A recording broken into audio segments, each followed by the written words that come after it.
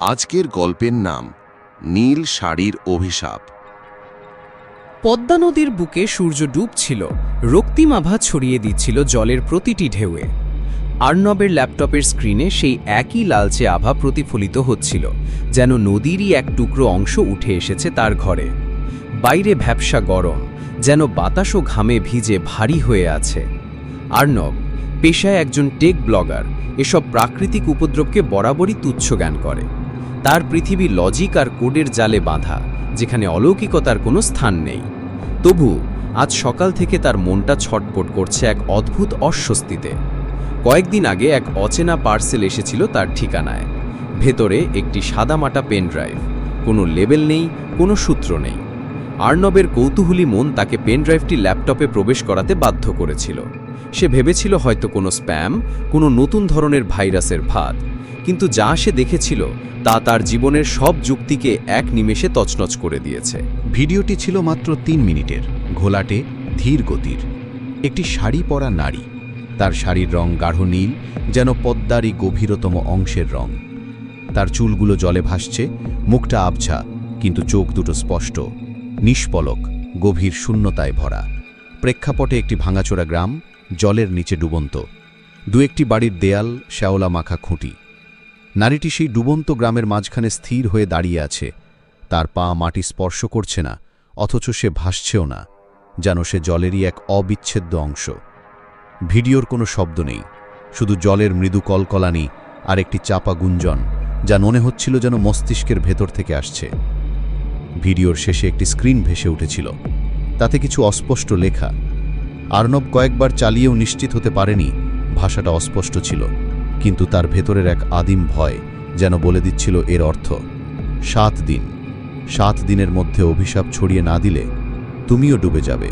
প্রথম দিন আর্ণব এসব হেসে উড়িয়ে দিয়েছিল। সে তার ব্লগে এ নিয়ে একটা পোস্ট লেখার কথা ভেবেছিল, the crest of a crushed USB. কিন্তু রাত যত গভীর হয়েছে, ঘরের কোনায় জমাট বাঁধা আধার যেন আরও গাঢ় হয়েছে। বাতাসের ফিসফিসানি কানে এসেছে, যেন কেউ তার নাম ধরে ডাকছে। দ্বিতীয় দিন তার ল্যাপটপের স্ক্রিনে হঠাৎ করেই সেই নারীর মুখ ভেসে উঠেছিল।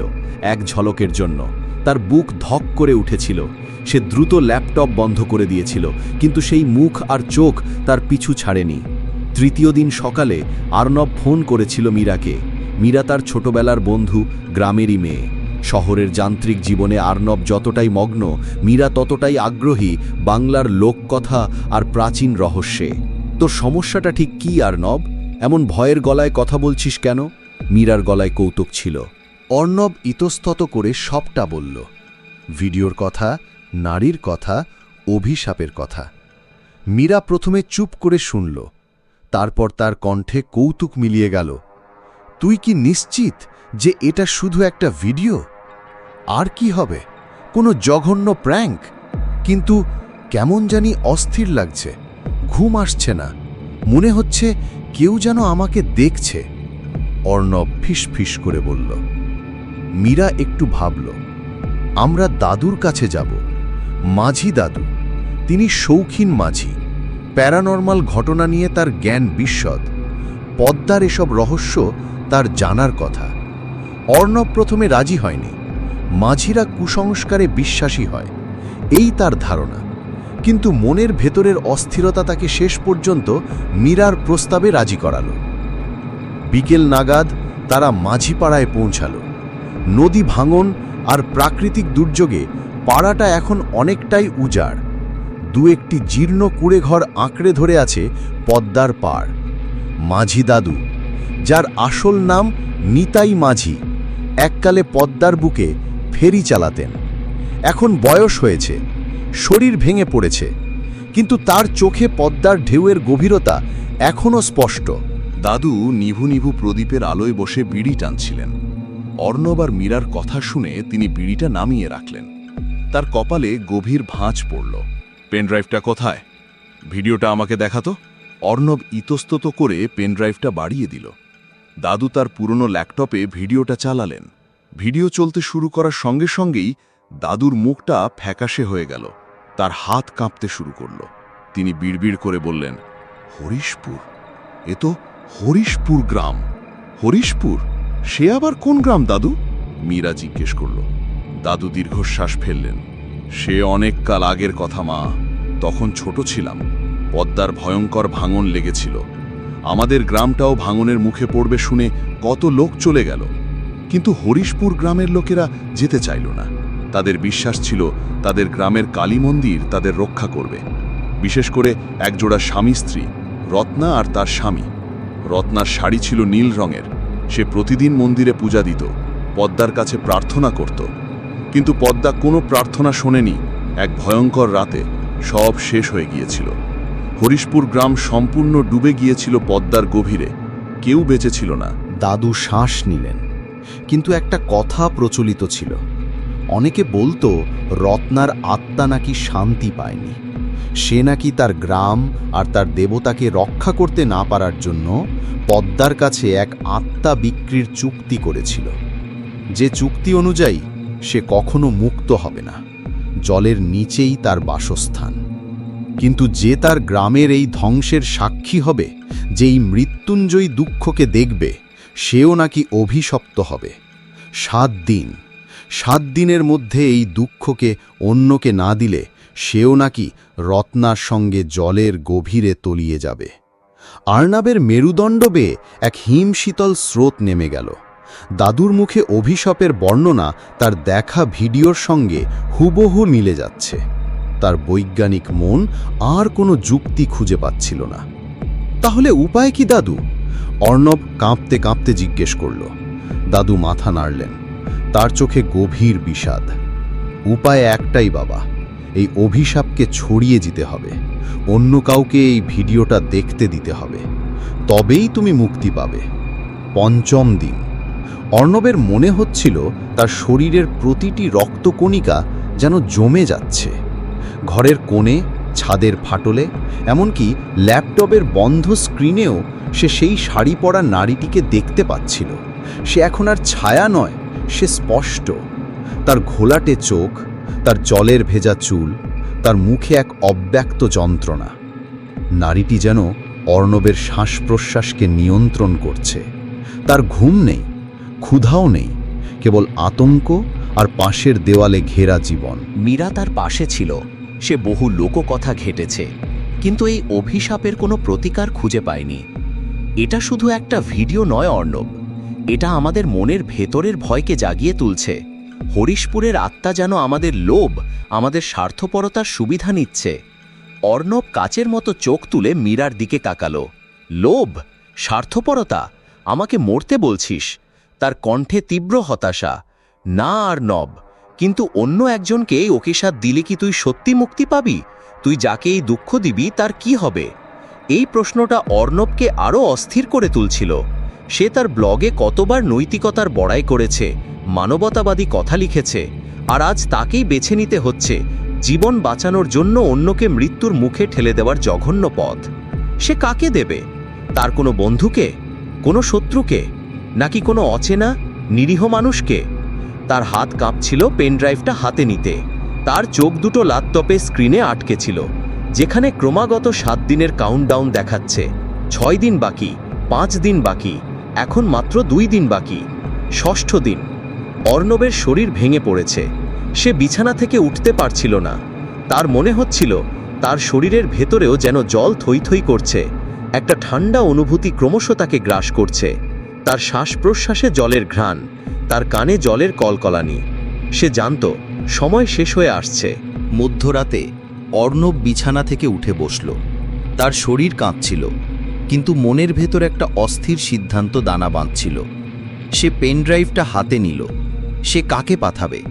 এই মুহূর্তে তার মনে কোনো নাম আসছিল না, কেবল এক অন্ধকার, যেখানে সে আর সেই নারী। হঠাৎ তার মনে একটি নাম ভেসে উঠল, রতন। অর্ণবের এক পুরনো প্রতিদ্বন্দ্বী। রতন তার ব্লগের ক্ষতি করার জন্য বহুবার চেষ্টা করেছে, তার পোস্ট চুরি করেছে। রতনকে এই অভিশাপ দিলে তার কোনো আফসোস হবে না। অর্ণব ভাবল, রতন তো একজন খারাপ মানুষ, এই অভিশাপ তার প্রাপ্য। সে ল্যাপটপ খুলল, মেইল লেখার জন্য টাইপ করতে শুরু করল। তার হাত কাঁপছিল, কিন্তু আঙুলগুলো কিবোর্ডে চলছিল। ভিডিওটা অ্যাটাচ করল, রতনের ইমেল ঠিকানা লিখল। পাঠানোর বাটনে তার আঙুল ছুঁই ছুঁই করছিল। ঠিক সেই মুহূর্তে রত্নার মুখটা ভেসে উঠল ল্যাপটপের স্ক্রিনে। এবার আরও স্পষ্ট, আরও কাছে। তার চোখ দুটোতে আর শূন্যতা নেই, এবার সেখানে তীব্র ঘৃণা আর দীর্ঘশ্বাস। তার ঠোঁট নড়তে লাগল, কিন্তু অর্ণব কোনো শব্দ শুনতে পেল না। কেবল একটি ধারণা তার মস্তিষ্কে বিধে গেল, তুমি পালাতে পারবে না। তুমি আমাকে অন্য কাউকে দিয়ে পাঠাতে পারো, কিন্তু তোমার পাপের ফল তোমাকে ভোগ করতেই হবে। অর্ণব থমকে গেল। তার আঙুল জমে গেল সেন্ড বাটনের ওপরে। যদি সে পাঠায়ও, সে কি সত্যিই মুক্তি পাবে, নাকি এই অভিশাপ তার বিবেককে চিরতরে গ্রাস করবে? সে কি রত্নার মতোই একজন অভিশপ্ত আত্মায় পরিণত হবে, যে কেবল নিজের মুক্তির জন্য অন্যের সর্বনাশ চেয়েছিল? সপ্তম দিন। ভোরের আলো এখনও ফোটেনি। অর্ণবের ঘর অন্ধকার, ভেতরের বাতাসও ভারী। সে ল্যাপটপের সামনে বসে আছে, তার চোখ দুটো বিস্ফারিত। সারা রাত সে ওই সেন্ড বাটনে আঙুল দিয়ে বসেছিল, কিন্তু পাঠাতে পারেনি। তার ভেতরের শেষ মানবিকতা, তার ভেতরের ব্লগারের নৈতিকতা তাকে বাধা দিচ্ছিল। সে একজন ভালো মানুষ না হতে পারুক, একজন জঘন্য খুনিও সে হতে পারবে না। কাউন্টডাউন শূন্যে পৌঁছে গেছে। ল্যাপটপের স্ক্রিন হঠাৎ উজ্জ্বল হয়ে উঠল। এবার আর শুধু রত্না নয়, পুরো হরিশপুর গ্রাম তার চারপাশে ভেসে উঠল। জলের নিচে ডুবে যাওয়া মন্দির, রত্নার ভাঙা বাড়ি, সব। রত্না এবার জলের গভীরে ভাসছে না, সে অর্ণবের ঘরের মেঝেতে দাঁড়িয়ে আছে। তার শাড়ির নীল রং যেন ঘরের সব রং শুষে নিয়েছে। তার চোখ দুটো অর্ণবের দিকে স্থির, তার ঠোঁটে একটি শীতল হাসি। অর্ণব চেষ্টা করল উঠে দাঁড়াতে, চিৎকার করতে, কিন্তু তার শরীর অবশ হয়ে গেছে। তার মনে হচ্ছিল তার পা দুটো যেন জলের গভীরে তলিয়ে যাচ্ছে, তার শ্বাস প্রশ্বাস যেন জলের মধ্যে ডুবে যাচ্ছে। ঠান্ডা জল তার নাক মুখ দিয়ে প্রবেশ করছে, তার ফুসফুসকে গ্রাস করছে। সে দেখল রত্না তার দিকে হাত বাড়াচ্ছে। তার হাতগুলো মসৃণ, কিন্তু বরফের মতো ঠান্ডা। না, অর্ণব ফিসফিস করে বলল। রত্না তাকে টেনে নিল। অর্ণব অনুভব করল তার শরীরটা যেন হালকা হয়ে যাচ্ছে, সে যেন সত্যিই জলের গভীরে তলিয়ে যাচ্ছে। ঘরের মেঝেটা যেন পদ্মার গভীরতম অংশ হয়ে উঠল। রত্নার মুখটা তার মুখের কাছে এলো। তার চোখ দুটোতে এবার কোনো আবেগ নেই, কেবল এক নির্লিপ্ত শূন্যতা। তুমি আমার দুঃখ দেখেছ, রত্না ফিসফিস করে বলল। এখন তুমি আমার সঙ্গ দেবে। অর্ণবের চোখের সামনে সব ঝাপসা হয়ে গেল। জলের নীল রং, রত্নার নীল শাড়ি, আর তার নিজের ডুবে যাওয়া শরীর। মীরা সকালে অর্ণবের ঘরের দরজায় ধাক্কা দিচ্ছিল। সাড়া না পেয়ে সে ভয় পেল। দরজাটা খোলা ছিল। ভেতরে ঢুকে মীরা দেখল অর্ণবের ল্যাপটপটা খোলা পড়ে আছে। স্ক্রিনে একটি নিথর সাদা ফ্রেম, আর ঘরের মেঝেতে একটি নীল শাড়ির আঁচল, যা যেন জলের ঢেউয়ের মতো মৃদু দুলছে। অর্ণবের কোনো চিহ্ন নেই। তার বসার চেয়ারটা উল্টে পড়ে আছে। মীরা ভয়ে চিৎকার করে উঠল। তার চোখ গেল অর্ণবের ল্যাপটপের দিকে, যেখানে একটি খোলা পেন ড্রাইভ এখনও জ্বলজ্বল করছে, আর তার পাশে একটি অস্পষ্ট হাতের ছাপ। মীরা দ্রুত ল্যাপটপ বন্ধ করে দিল, কিন্তু তার মনে হলো ঘরের ভেতরের বাতাস যেন এখনও সেই পদ্মার ঠান্ডা জলের ঘ্রাণ বহন করছে। তার চোখের সামনে